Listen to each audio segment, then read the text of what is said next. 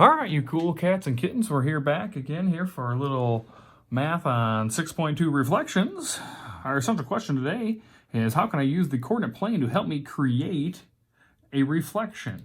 I'm assuming you know what a reflection is. Hopefully you looked at the Google Slides presentation I put up there to kind of show you some examples, but specifically in math, reflection is going to be defined as a mirrored image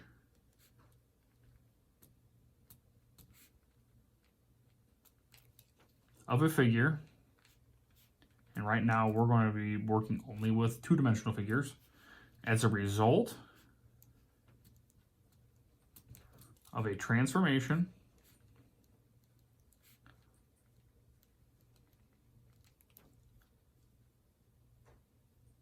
over a line of reflection. That line of reflection is important. That's what I was hoping you would try to notice and look for in the PowerPoint or the slides presentation. So we have a variety of places where we can see where like the reflecting point is. You have the woman in the subway. You have that bird in the pond reflecting over its image over in the water. I took that picture out by the pond outside my classroom. Not really, I made that up. And there's some other pictures in there. So we're always looking for what that line of reflection is. For the most part, we're going to look at two different types of lines of reflection. We're reflecting over the x-axis and we're reflecting over the y-axis. Now, there's going to be specific math rules to do this that are kind of simple to follow, in my opinion. And then there's also some ways to kind of eyeball it. All right, so I'll kind of show you both of those here. All right, so let's jump right in here. Let's go with example number 1 here. We got triangle again. Let's go with triangle DEF. Hopefully you have your little coordinate planes ready to go. Let's say D, the pre-image here is at -5, 2. And then E is at pre-image is -2, 1. And F's pre-image is at 2, 4. So let's go ahead and put these onto our coordinate plane right now.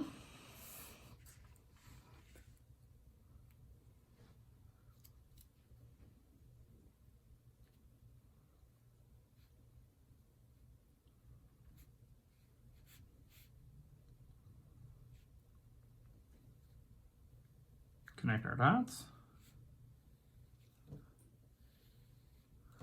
See, we got a triangle here. Now, we're going to take this information and we're going to reflect it over the x-axis. All right, so let's reflect over our x-axis. All right, and we have a rule here. And our rule to reflect over the x-axis, so we're taking it from here and we're going down here with it. We're just going to mirror it down. It's going to be symmetrical. All right, but our rule is we are going to multiply y by -1. So we're going to take the y coordinates and multiply them by -1, and that's going to give us our new image. And we'll remember our primes. We did not do a very good job at our homework from last night of remembering primes, so make sure I include that when we continue to work through this. So I'm going to take D, E, and F. So D is going to be -5. X is staying the same, but I'm going to go 2 times -1. E is going to be -2 still, but it's going to be 1 times -1. And then F is going to be 2. It's going to be 4 times -1. And that's going to give us our D prime, our E prime, and our F prime. That's going to be -5, -2, -2, -1, 2, -4. All right, so then we're going to come down here into our graph, and we're going to take these 3 points and put them into our graph. So -5, -2, D prime, -2, -1, E prime, 2, -4, F prime. Connect our dots,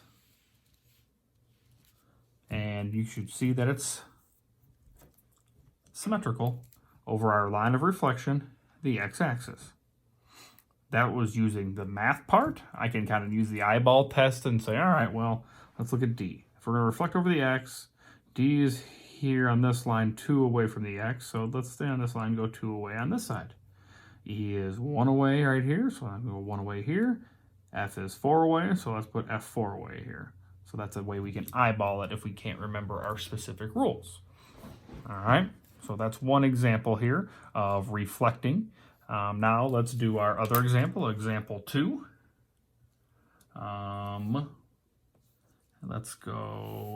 Let's make example 2. Let's make a triangle again.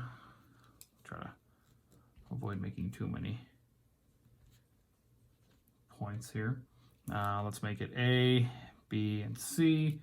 Let's make A 4, 2. B will be 0, 4, 4, and then C is 3, 1. All right, so let's take our next graph page, which I have here. Let's put it on there. Over 4 up 2. Over 0 up 4. Don't forget to label them so you know. Over 3 up 1. There's C. So we have our little triangle there.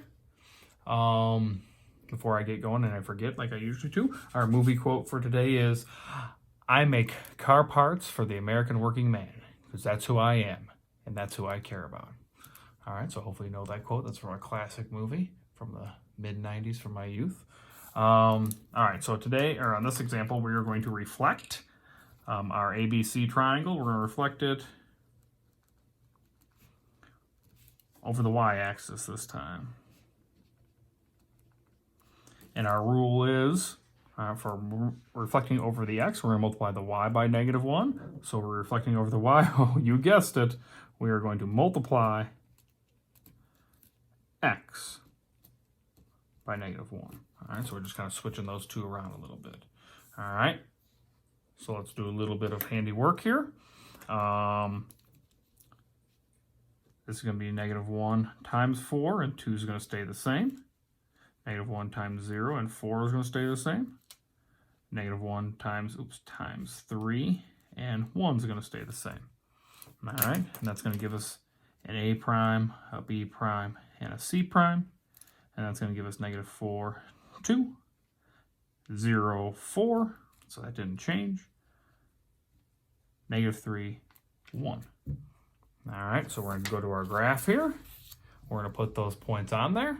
And we're going to see our reflecting over our y-axis as our line of reflection. So -4, 2. That's going to be our A prime. 0, 4. Oh, so B prime, so they're just staying in the same spot. -3, 1. C prime. A to B, B to C, C to A. And we've reflected it, and hopefully you see that line of symmetry. All right. Hopefully that works out well for you. Hopefully you're staying with us. There's a bunch of examples on page 465, and that's where I'm going to ask you to do the work from, just so you know, so you don't get confused. I think maybe I just didn't label things very well for you last time, so I apologize, but it's going to be on 465, so make sure you're prepared. If you have any questions, you know where to find me. See ya.